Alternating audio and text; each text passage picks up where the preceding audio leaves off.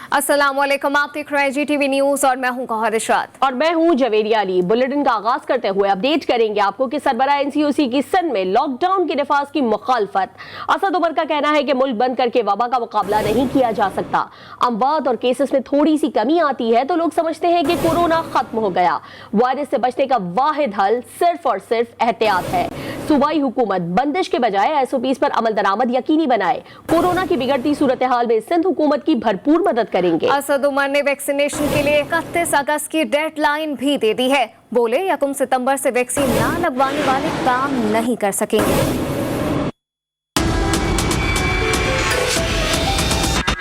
हम मुल्क बंद कर इस वबा का मुकाबला नहीं कर सकते। इससे वबा भी खत्म नहीं होती। जैसे ही वबा जरा सी कम होती है तो हमारे जहन में शायद कहीं से ये आ जाता है कि अब ये वबा जो है शायद मुकम्मल तौर पर खत्म हो गई। वो जो तमाम हिफाजती तदाबीर हैं, लॉकडाउन का कहा जाता है, जो SOP की इन्फोर्समेंट का कहा जाता है, अगर वो अच्छे तरीके से हो जाए तो इसमें हम एक दफा नहीं, हम बार बार देख चुके हैं कि हमें कामयाबी हासिल होती है। दुकान के अंदर काम करने वाले, खासतौर पर शॉपिंग मॉल, कपड़े की मार्केट्स हैं, जहां पर लोग बड़ी तादाद के अंदर जाते हैं। 31 अगस्त के बाद यहां पर पाबंदी होगी आपकी काम करने के लिए अगर आपने वैक्सीनेशन नहीं लगाई थी।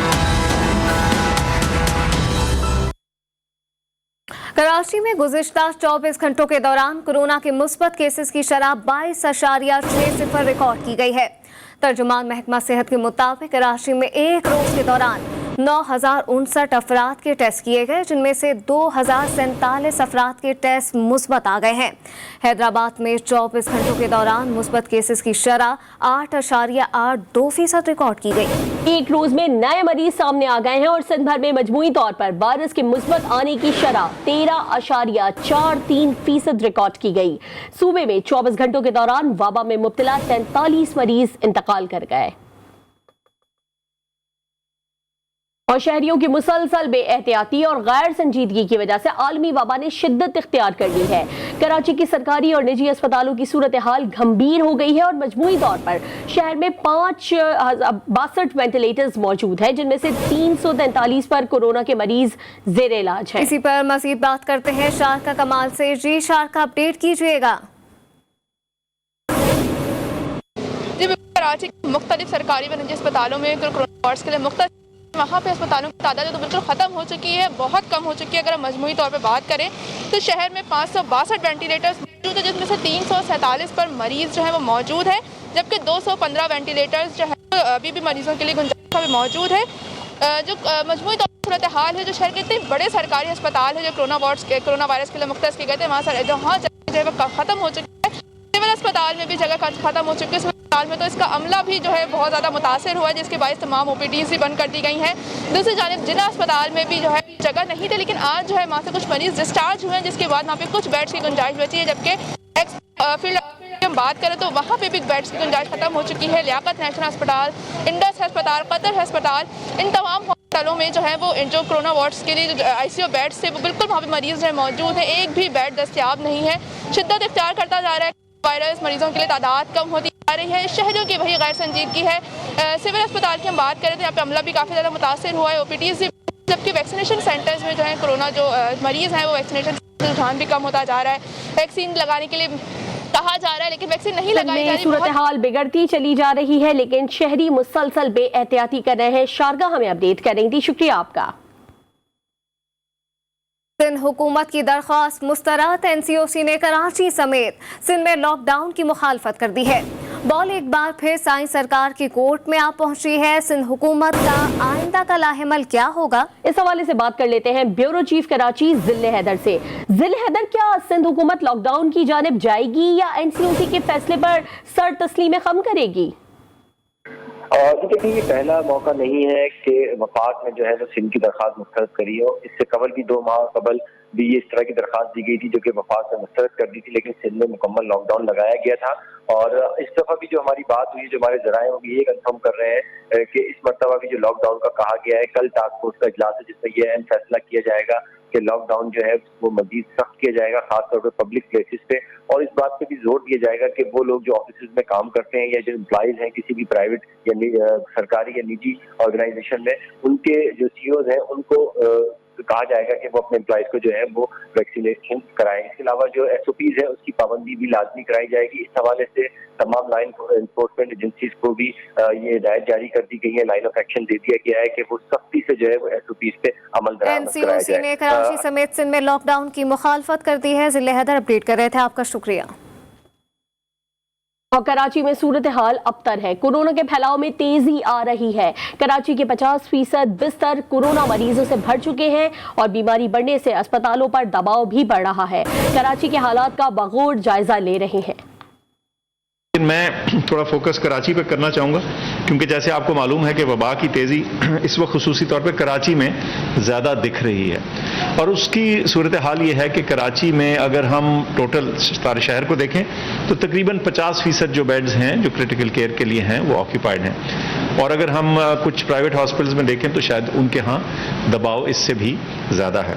इससे ये चीज़ वाज़ेह हो रही है कि बीमारी मुल्क भर में मौजूद है, बढ़ रही है और बड़े शहरों में ख़ास तौर पे कराची में न सिर्फ कि बढ़ रही है बल्कि उसका जो असर है वो अस्पतालों और हॉस्पिटल्स की कैपेसिटी के ऊपर वाज़ेह दबाव दिखा रहा है। निजी स्कूल मालिकान की तंजीम ने वैक्सीन लगवाने की डेडलाइन को मजाक करार दे दिया। सदर all Pakistan private school federation Kashif Mirza का कहना है कि 25 लाख असातिज़ा की 1 अगस्त तक लाजमी वैक्सीनेशन नामुमकिन है। उन्होंने कहा कि 15 लाख प्राइवेट और 10 लाख सरकारी असातिज़ा को वैक्सीनेटेड कराने के लिए हुकूमत तरजीही बुनियादों पर इक़दाम करे। स्कूल्स में ना पढ़ा सकने की पाबंदी इंसाफ के मनाफी और तालीम दुश्मनी है। बंद तालीमी इदारों से तालीम और वैक्सीनेशन का अमल मुतासर होगा। तालीमी इदारे मुल्क भर में खुले रखकर डोर टू डोर वैक्सीनेशन की जाए। मुल्क में कोरोना वायरस की लहर में दिन ब दिन शिद्दत आती जा रही है और आवाम की लापरवाही के नतीजे में गुज़िश्ता 24 घंटों में मजीद 4,497 नए मरीज सामने आ गए हैं। NCOC के मुताबिक एक रोज के दौरान वबा में मुब्तला 76 मरीज जान की बाजी भी हार चुके हैं, जिसके बाद अमवात की मजमूई तादाद 23,209 हो चुकी है, जबकि गुज़िश्ता 24 घंटों में मुस्बत केसेस की शरह 7.53% रिकॉर्ड की गई।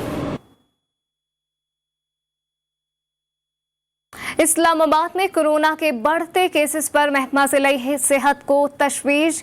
DHO इस्लामाबाद ने मुख्तलिफ इलाकों में स्मार्ट लॉकडाउन के लिए इंतजामिया को खत लिख दिया है। अपडेट करेंगे आपको इस हवाले से कि इस्लामाबाद में भी कोरोना के बढ़ते हुए केसेस पर तशवीश जाहिर की जा रही है और पंजाब में भी घर घर वैक्सीनेशन मुहिम में 3 अजला का इजाफा कर दिया गया है। सेक्रेटरी सारा असलम ने कहा है कि वैक्सीनेशन मुहिम 2 अगस्त से 10 अगस्त तक जारी रहेगी। इस तमाम तर सूरत हाल पर बात करने के लिए हमारे साथ इस्लामाबाद से मौजूद है हमारे नुमाइंदे हैदर शिराजी और उनके साथ साथ लाहौर से हमारे साथ मौजूद होंगे मियां शोएब अहमद। पहले हम रुक कर लेते हैं इस्लामाबाद का, हैदर शिराजी से जान लेते हैं। हैदर, बताइएगा इस्लामाबाद की क्या सिचुएशन है, किन किन इलाकों में स्मार्ट लॉकडाउन लगाने की सिफारिश की गई है? जी, वफाकी दारुल हुकूमत इस्लामाबाद में कोरोना वायरस के केसेस में दिन ब दिन इजाफा हो रहा है। इस इजाफे को देखते हुए महकमा सेहत की जानिब से इस्लामाबाद इंतज़ामिया को ख़त लिखा गया है और इस ख़त में डिस्ट्रिक्ट हेल्थ ऑफिसर ने कहा है कि गुज़श्ता 7 रोज़ से इस्लामाबाद में कोरोना वायरस के केसेस में इजाफा देखने में आया है और उन्होंने सिफारिश की है कि स्मार्ट लॉकडाउन इस्लामाबाद के मुख्तलिफ इलाकों में लगाया जाए और उन्होंने 2 इलाकों की निशानदेही की, वहाँ पर स्ट्रीट्स की निशानदेही की है जिनमें सेक्टर G10-4 शामिल है और I-8-4 शामिल है। इनमें उन्होंने कहा है कि स्मार्ट लॉकडाउन लगाया जाए क्योंकि इस्लामाबाद में गुज़श्ता 7 रोज़ से कोरोना वायरस के केसेस में मुसलसल इजाफा हो रहा है और ये बहुत ही तशवीशनाक है। साथ ही डिस्ट्रिक्ट हेल्थ ऑफिसर ने यह कहा है कि सेक्टर G10-4 में गली नंबर 10, 40, 42, 45 और 53 में, जबकि I-8-4 में 85, 86, 104 और 105 नंबर गली में स्मार्ट लॉकडाउन के तहत वहाँ पर इनको बंद किया जाए और शहरियों की नकलो हरकत को महदूद किया जाए। बढ़ते केसेस के पेश नजर इस्लामाबाद में स्मार्ट लॉकडाउन मुतवक्के है। आप साथ ही रहिएगा। हैदर शिराजी, रुक कर लेते हैं लाहौर से मियां शोएब अहमद का। शोएब, अपडेट कीजिएगा, वहाँ क्या सूरत हाल देख रहे हैं? चौथी लहर शुरू हो चुकी है, दिन ब दिन केसेस में इजाफा हो रहा है। जी बिल्कुल, लाहौर में अगर बात की जाए तो लाहौर समेत पंजाब भर में जो कोरोना की चौथी लहर है उसमें दिन ब दिन इजाफा हो रहा है। रोज़ ब रोज़ जो केसेस की तादाद में इजाफे के पेश नज़र महकमा हेल्थ की जानब से बार बार शहरियों को ये हदायत जारी की जा रही है कि कोरोना SOPs पर अमल दरामद करें, बिला ज़रूरत घरों से ना निकलें, हजूम की जगह पर ना जाएं। अगर किसी ने घर से निकलना है या मार्केट में जाना है तो फेस मास्क का इस्तेमाल करें। इसके साथ साथ जो कोरोना SOPs पर सख्ती से अमल दरामद किया जाए। लेकिन शहरियों की गैर संजीदगी अपनी जगह बरकरार है और इसके साथ साथ महकमा हेल्थ की जानब से जो डोर टू डोर पोलियो तर्ज पर जो महकमा की जानब से जो वैक्सीनेशन का भी, क्योंकि 2 रोज़ कबल आगाज़ किया गया था, वो भी तमाम जो UC में जो वैक्सीन अमल जारी है इस वक्त। और पंजाब महकमा पंजाब की जानब से जो 3 अजला में वैक्सीनेशन का 2 अगस्त से शुरू की जाएगी, जिसमें सियालकोट, गुजरात और सरगोदा 3 अजला मजीद शामिल किए गए। हुकूमत की जानिब से कोशिशें की जा रही हैं कि किसी तरह कोरोना को कंट्रोल किया जाए। इस्लामाबाद की सूरत हाल से हमें आगाह किया हमारे नुमाइंदे हैदर शिराजी ने, जबकि लाहौर से हमारे साथ मौजूद है मियां शोएब अहमद। आप दोनों का शुक्रिया। और अब आपको बताएं कि लाहौर के तिजारती मराकज़ में कमिश्नर की हिदायत पर मनादी का सिलसिला चौथे रोज़ भी जारी है। मुख्तलिफ बाजारों में कोरोना SOPs की पासदारी और मास्क के इस्तेमाल से मुतालिक ऐलानात होने लगे।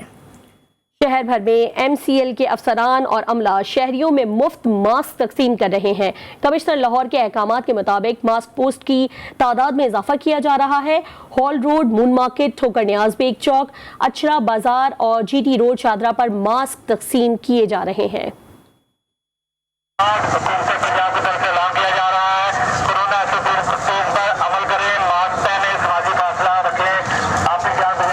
जैसा कि आपको पता है कि कोरोना की चौथी लहर पाकिस्तान में दाखिल हो चुकी है।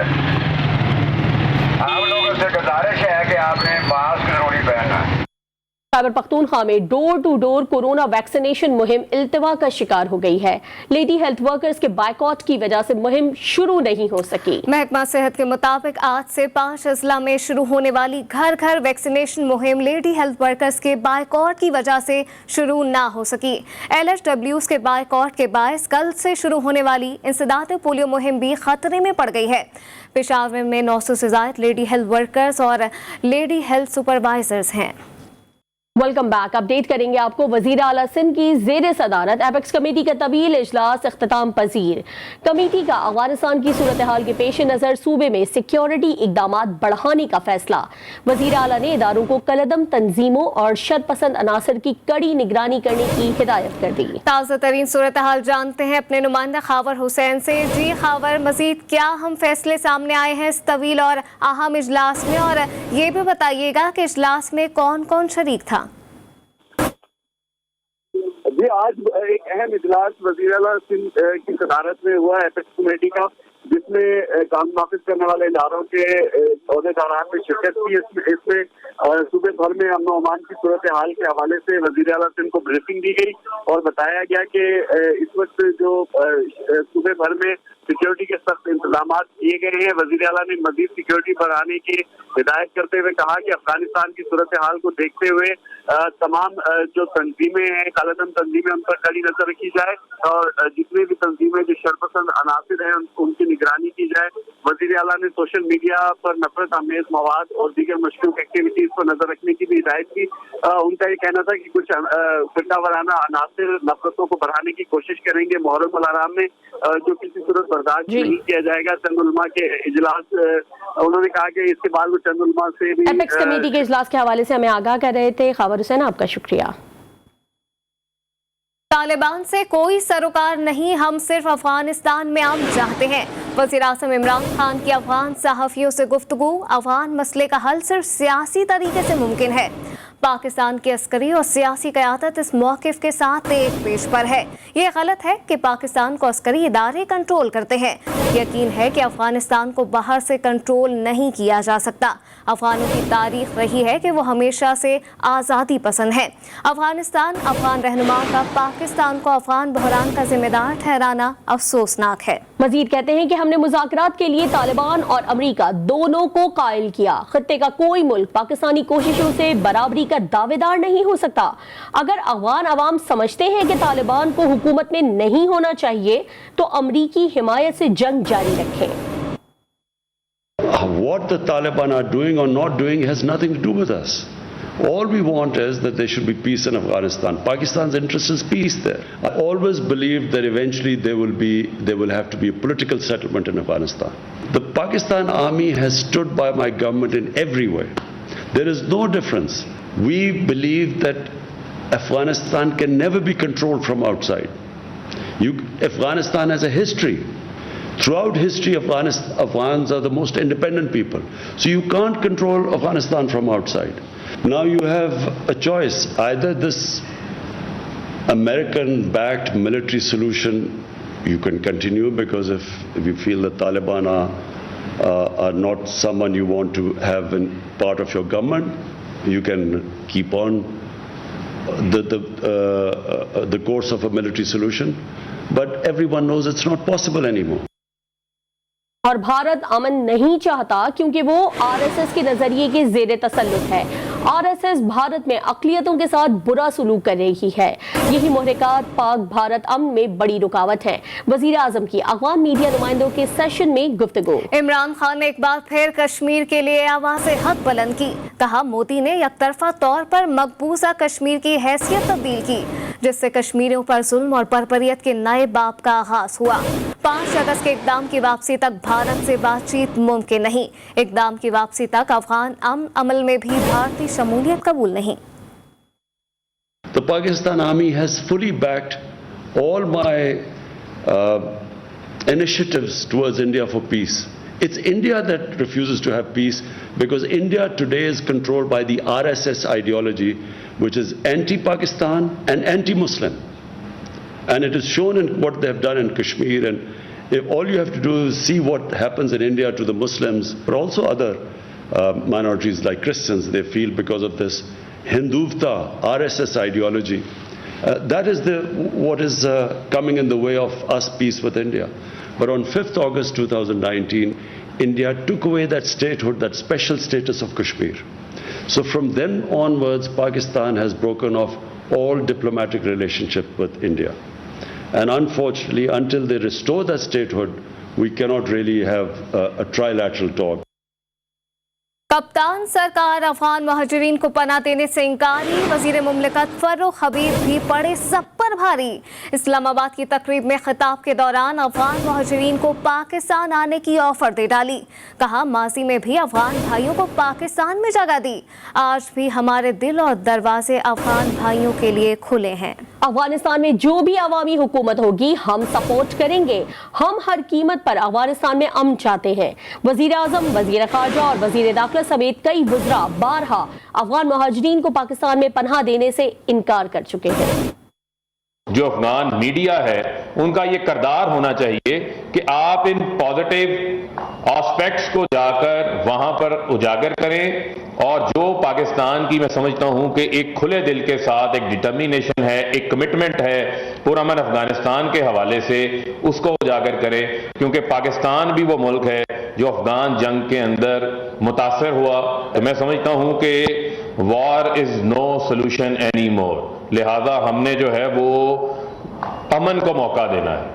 तो let's give piece a chance. इसको हम अपनी कमिटमेंट बनाएं, इसको हम अपनी डिटर्मिनेशन बनाएं, और इसके ऊपर जो है वो हम आगे चलें। जिला बाग के 4 पोलिंग स्टेशंस पर रीपोलिंग का अमल जारी है। तहरीक इंसाफ के सरदार मीर अकबर खान और पीपल्स पार्टी के सरदार कमर जमान में कांटे का मुकाबला है। इस वक्त पोलिंग स्टेशंस पर वोटर्स के टर्नआउट के बारे में जान लेते हैं अपने नुमाइंदे वसीमुल्लाह खान से। जी वसीम। जी बिल्कुल, मैं इस वक्त L16 शर्की बाग के पोलिंग स्टेशन नंबर 42 पर मौजूद हूँ। यहाँ पर पोलिंग का सिलसिला जारी है। रीपोलिंग का फैसला किया था इलेक्शन कमीशन ने, आज रीपोलिंग हो रही है। पोलिंग सुबह 8 बजे से शुरू हुई है जो 5 बजे तक जारी रहेगी। अगर हम बात करें इस पोलिंग स्टेशन 42 के हवाले से, तो यहाँ पर कुल वोटर्स की तादाद 770 है। इसके अलावा अगर हम सिक्योरिटी की बात करें, क्योंकि हमने देखा कि गुज़श्ता दिनों जब इससे कबल पोलिंग हुई थी तो इसी पोलिंग स्टेशन पर जो पोलिंग का साजो सामान था वो जला दिया गया था। तो आज अगर हम सिक्योरिटी की बात करें तो इंतहाई फुल प्रूफ इंतजाम किए गए हैं सिक्योरिटी के। यहाँ पर रेंजर्स मौजूद है, पाक आर्मी मौजूद है और यहाँ पे पुलिस मौजूद है। यहाँ पर फुल प्रूफ इंतजाम किए गए हैं। बिल्कुल किसी भी किस्म का नाखुशगवार वाक़या अभी तक पेश नहीं आया। इंतहाई पुरसकून माहौल में पोलिंग का सिलसिला जारी है। जी आजाद कश्मीर बाग हल्का 16 रीपोलिंग। कमिश्नर पूंछ मसूद रहमान ने पोलिंग स्टेशन का दौरा किया। बाग के चारों स्टेशन हसास तरीन है।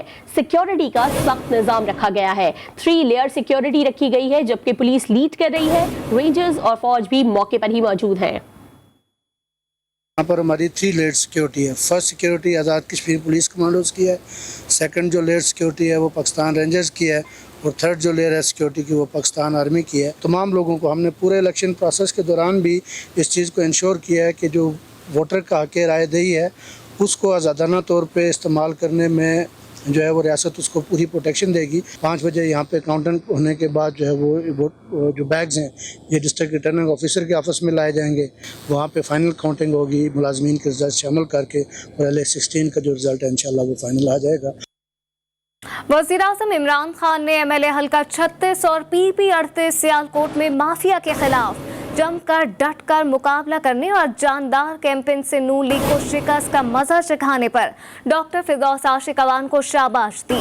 वज़ीर-ए-आज़म इमरान खान ने टेलीफोन करके डॉक्टर फिरदौस आशिक अवान की अनथक मेहनत को सराहा।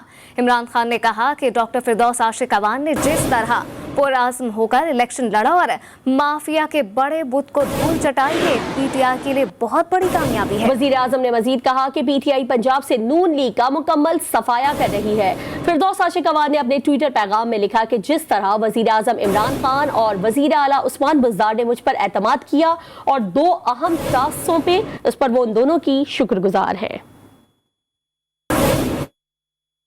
पाकिस्तान तहरीक इंसाफ के रहनुमा और रुकने कौमी असम्बली आलमगीर खान ने कारकुनान और हल्के के मकीनों के साथ मिलकर वाटर बोर्ड के दफ्तर के बाहर धरना दे दिया है। आलमगीर खान का कहना है कि हल्के में पानी के मसले को MD वाटर बोर्ड संजीदा नहीं ले रहे। सूरत हाल पर मजीद बात करते हैं रिजवान आहत खान से। रिजवान, बताइएगा एहतजाज की क्या तफसीलात हैं आपके पास? जी बिल्कुल, देखिए कराची में पानी की बंदिश के खिलाफ पहले तो आवाम एहतजाज करती थी, लेकिन अब जो है MPA MLA जो हैं वो भी आवाम के साथ एहतजाज करने पर मजबूर हो गए हैं। आलमगीर खान है, गुलशन इकबाल के MNA हैं, बड़ी तादाद के साथ आवाम के साथ MD वाटर बोर्ड के ऑफिस के बाहर सरापा एहतजाज हैं। कई घंटे हो चुके हैं यहाँ पर एहतजाज किया जा रहा है। MD वाटर बोर्ड के खिलाफ नारेबाजी की जा रही है, सिंध हुकूमत के खिलाफ नारेबाजी की जा रही है। यहाँ पर बड़ी तादाद में कारकुनान जो हैं वो जमा है और गुलशन इकबाल की आवाम जो है वो जमा है। आलमगीर खान हमारे साथ मौजूद है, इनसे ही जानते हैं सर क्यों आज यहाँ पर एहतजाज की ज़रूरत पड़ गई? देखिए, यहाँ इनके रवैयों की वजह से एहतजाज की ज़रूरत पड़ी। मैं 1 माह से इनको पीछे पड़ा हूँ कि टाइम दें, मेरे हल्के के मसाइल हैं। इस वक्त गुलशन इकबाल गुलस्तान जौहर बादराबाद में जगह जगह सीवरेज का पानी ओवरफ्लो कर रहा है, गलाजत आलूदगी आ गई है। अब पीने का पानी, साफ़ पानी सड़कों पर, लाइन की लीकेजेस की वजह से सड़कों पर है। टैंकर माफिया का कारोबार उरूज पर है और लाइनों में पानी नहीं आ रहा, मुनसिफाना तकसीम नहीं है। ये जवाब नहीं दे रहे। ये जवाब नहीं देंगे तो फिर मैं जैसे माजी में वज़ीर आला हाउस में गटर का पानी फेंका, जिस तरह सईद गनी के दफ्तर के बाहर एहतजाज किया, इन्होंने मुकदमे बनाए, ये इसीलिए इस नहज पे ले जाते अपनी नाअहली की वजह से कि फिर हमें उस तरफ रुख करना पड़ता। आज आप देखें MD के दफ्तर में वीराना है, यहाँ कोई अमला ही नहीं है। आप देखें कोई सुनवाई नहीं। ये तो MNA MPA यहाँ बैठे, अवाम का क्या हाल होगा? वो सारा साल यहाँ दरखास्तें लेके फिरते होंगे। और ये पीपल्स पार्टी को मैं कहूँ अब कराची दुश्मनी छोड़ दें, कोई अहल लोग लगाएं यहाँ पे। आपका वजीर बल्दियात चेयरमैन है इस इदारे का, खुदा का वास्ता इस शहर का बेड़ा गर्क कर दिया Karachi water and sewerage board ने। जी बिल्कुल, देखिए आलमगीर खान हमारे साथ मौजूद थे यहाँ पर। आलमगीर खान ने कारकुनान और हल्के के मकीनों के साथ मिलकर वाटर बोर्ड के दफ्तर के बाहर एहतजाजन धरना दे दिया। अपडेट हमें कर रहे थे रिजवान, आपका शुक्रिया। बिल्डर्स एंड डेवलपर्स कैटेगरी में पाकिस्तान के तेजी से उभरते हुए brand GFS builders and developers का अपने कस्टमर की सहूलत के लिए एक और अहम इकदाम। कस्टमर की सहूलियात के लिए आसान इकसात पर बैंक से कर्जे फराहम किए जाएंगे। इस्लामिक बैंक और मीज़ान बैंक कस्टमर्स को कर्जा फराहम करेंगे। GFS बिल्डर्स एंड डेवलपर्स के CEO इरफान वाहिद का कहना है कि नया पाकिस्तान हाउस फाइनेंसिंग स्कीम की सहूलत एक अच्छा इकदाम है। हम इस मुआहदे पर जल्द से जल्द काम का आगाज करेंगे ताकि सारे मुल्क के लोग इस सहूलत से फ़ायदा उठा सकें। इस मौके पर मीज़ान बैंक के हेड ऑफ एडमिनिस्ट्रेशन रियाज अहमद का कहना था कि हमारे मकसद है कि मुल्क का हर शहरी अपना घर हासिल कर सके। दरियाओं और आबी ज़खायर में पानी की सूरत हाल से मुतालिक महकमा वापडा ने आदाद शुमार जारी कर दिए। तरबेला में पानी की आमद 3,09,600 क्यूसेक और अखराज 1,86,500 क्यूसेक है। मंगला में पानी की आमद 81,400 क्यूसेक और अखराज 10,000 क्यूसेक है। चश्मे में पानी की आमद 1,89,100 क्यूसेक और अखराज 2,12,400 क्यूसेक है। न्यूज़ बुलेटिन से फिलहाल इतना ही। एक ब्रेक के बाद हाजिर होंगे हेडलाइंस के साथ।